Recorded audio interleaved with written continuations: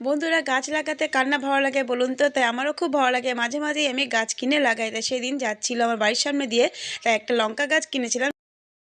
কিন্তু দেখলেন আমি লঙ্কা গাছ কিনেছি, তা দুদিন এত বৃষ্টি হচ্ছিল বলে লাগাতে পারিনি। তা আজকেও বৃষ্টি হচ্ছে হালকা, আজকেই লঙ্কা চারাটা লাগাচ্ছি।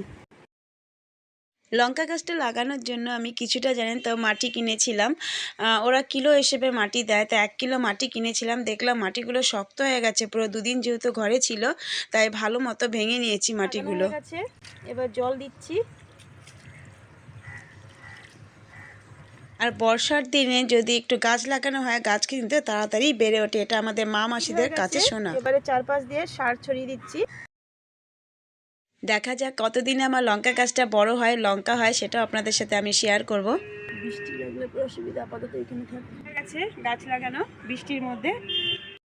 তাহলে বন্ধুরা, ব্লগটা কেমন লাগলো অবশ্যই কিন্তু কমেন্ট করে জানাবেন। ভালো লাগলে কিন্তু